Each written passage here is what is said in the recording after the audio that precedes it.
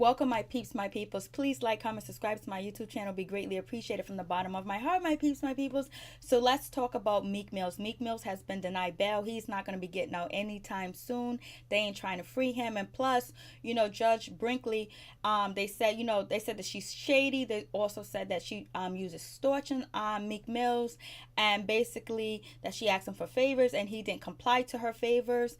And basically, in that situation, and they're saying that she's under FBI investigation and all that other stuff. And then they had a protest and rally to free Meek Millz and things like that. But the criminal justice system and also the judges will unite all over, especially in Philly, because if she is held guilty or she has did anything that's inappropriate towards Meek Millz that can have him appeal his case or throw her out as a judge, that means all the cases that she has presided over will go up for review, and people that she has sentenced can ask for an appeal, so they would have to go to a backlog of old cases, and everybody can ask for a repeal because this judge was dismissed. They can say she had unclean hands, and so they would have to hire new interns, they would have to hire new judges. So basically they are going to held Meek Mill's feet to the fire because they don't want anything to be proven that Judge Brinkley did anything wrong or she was negligent in any way towards Meek Millz.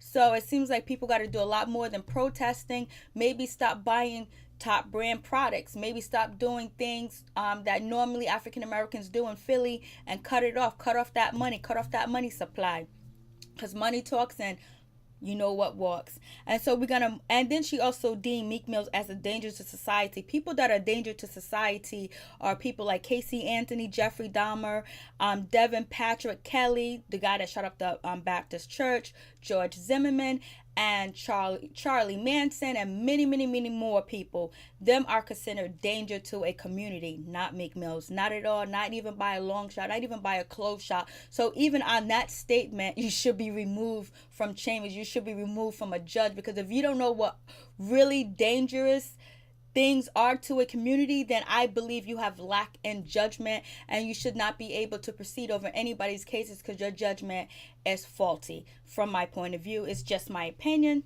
That's all I'm saying. And so now we hear that Ray J is joining The Real. Oh my goodness, I haven't watched The Real. There he is right there, Ray J. So Ray J's joining The Real. I know a lot of TV shows that Ray J has been on over the years has been entertaining. And so I don't know what Ray J is going to add to The Real. I don't know what he's going to do with all these ladies around.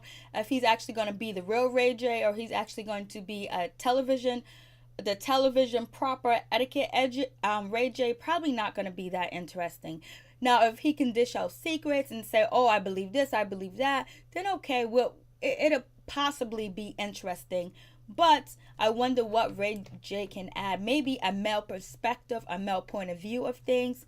But also, some people are trying to say, since he's on a gospel show with a bunch of gossip women, and that, he's showing his true colors. Like, what does that mean? Like, he's trying to get paid. He's trying to secure that bag in any itch way. He's trying to secure that bag because, he got his companies, the scooty bikes, the electric bikes, and, he's even on WeTV. He just had his own show on WeTV about a dating game. It really didn't last. It only lasted one season, I believe, but it was kind of interesting. He's been on VH1. He's been on I Love Ray J. He's been on a Bad Girl Club, challenges or whatever. So we'll see what Ray J brings to The Real. I might even tune in because I've never tuned into The Real unless there was somebody on there that I really wanted to know something about. And so we'll see what happens to that. So also we're going to talk about Kandi, Xscape. So Xscape has hired Vince Herbert, Tamar Braxton, husband, as their manager. But actually, I think that he's hired for the new music, and that Kandi is not included in that situation. So I think it's the rest of Xscape, the other three members, and not Kandi. But I'm just wondering, they fired Nene from her promoting or being a comedy relief on their tour because she said a rape joke about an Uber driver to an audience member. So, but right now we see that, Tamar Braxton, mother, Evelyn Braxton, is going around talking about Vince as an abuser and he did this, he did that. Even the sisters had agreed when they got caught in the airport with TMZ.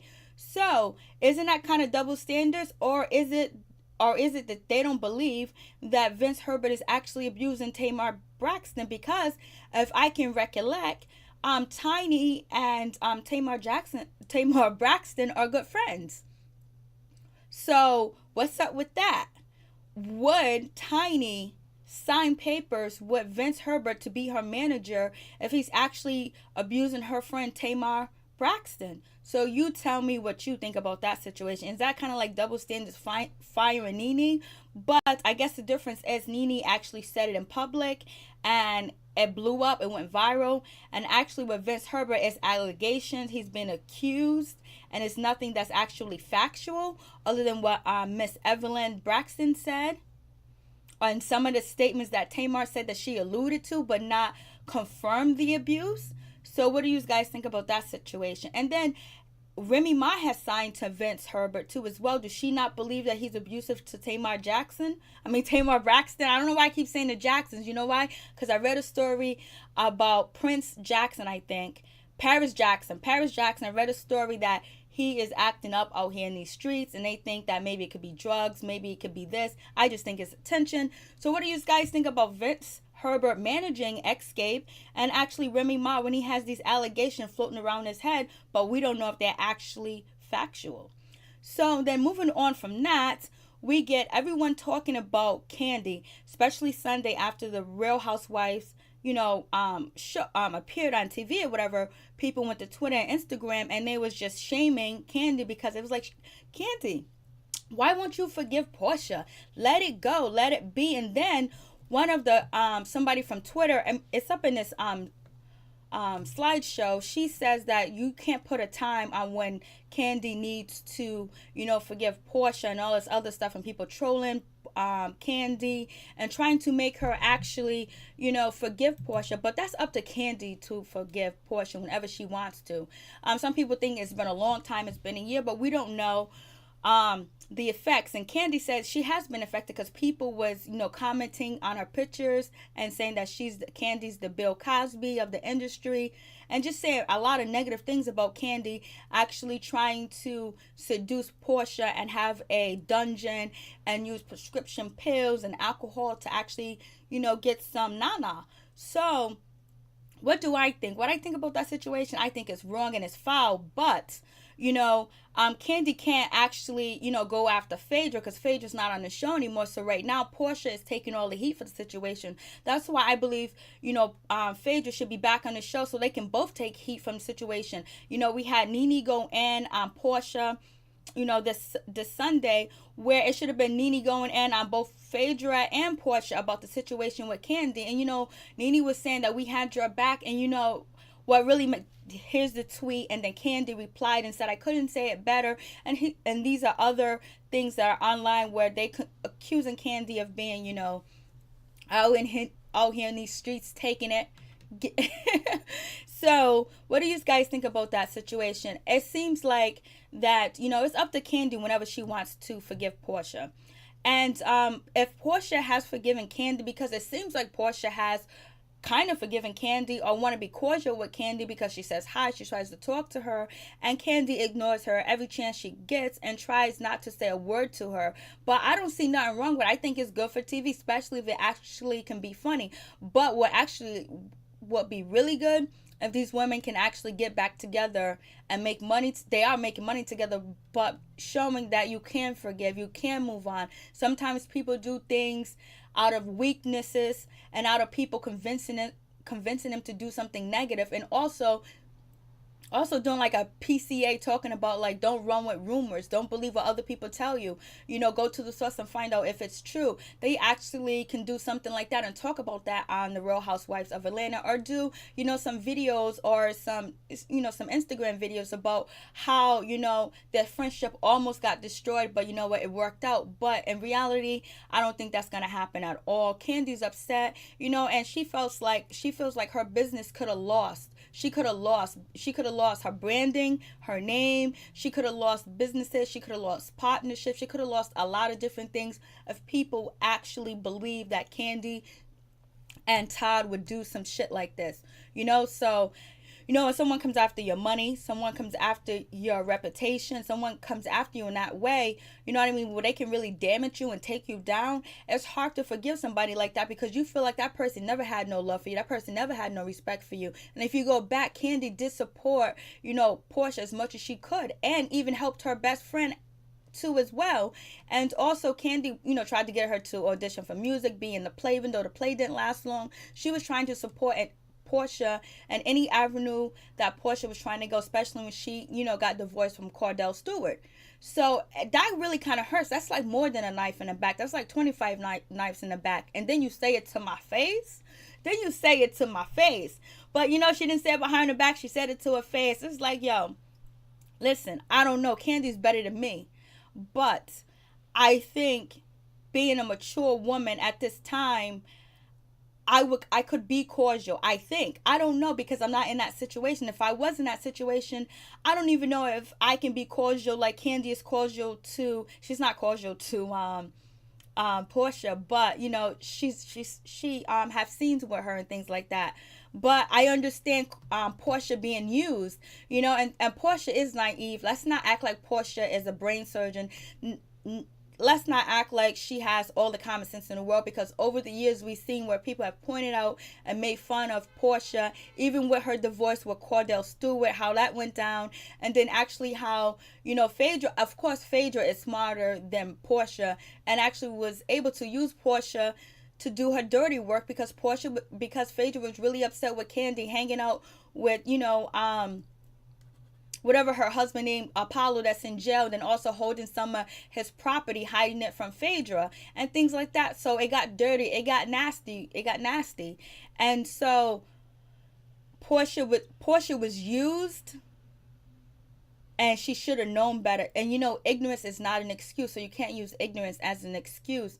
But I guess people has been pushing for, Kandi to get over whatever she needs to get over with Porsha. I say she gets over it when she wants to get over it. It's up to her. You know what I mean? That's her reputation. That's her business.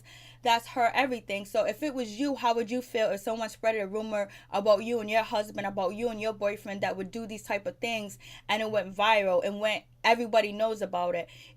How would you feel about the situation? How would you feel if you almost lose your job because of the situation, or you had to go get lawyers to put out a cease and desist letter? Kandi has been using lawyers the whole time she's been on this show against, Johnny, against, Tardy for the Party. Now for this cease and desist letter she had to put out towards, Porsha and Phaedra, on the reunion last year. So what do you guys think about the situation? Oh man, like I want, the other part of me wants them to move on and move forward and see if they can build a relationship again, because maybe Porsha was really that naive and got used, and Kandi probably needs to understand that Porsha is not a genius. She's not that bright. You know what I mean? So maybe she did really get taken advantage of, and maybe she felt that since you were throwing dirt at her, Kandi, that she had to throw the worst dirt as well, the worst that you can possibly throw at somebody. She had to use that same dirt and throw it at you. And then she had, Phaedra coaching her, and she's believing that Phaedra's a lawyer. She's not going to say anything that's legal that can actually get either one of them kicked off the show. And maybe she had a lot of confidence in Phaedra. Maybe Phaedra was able to maneuver her way into Porsha's heart and mind, where, Porsha don't even want to talk to Shamia no more. You know what I'm saying? And that's her friend from growing up because of Phaedra. So it seems like, sometimes people actually get caught out there in these streets where they are brainwashed and they do some crazy things. Ask, what's his name? Charles Manson. He done that to a lot of people, and all these people that join these crazy cults and do these crazy things. So, damn, it's a tough situation to think about that. So you tell me your thoughts and how you feel on the situation. Tell me about what you think about all the stories I just talked about, because I'd be like, yo, there'd be some craziness going on, like, and sometimes things are so blurting, like faulty, that you just can't even, you just be like, y'all ain't serious, y'all ain't real about this. Peace. I'm out. One love.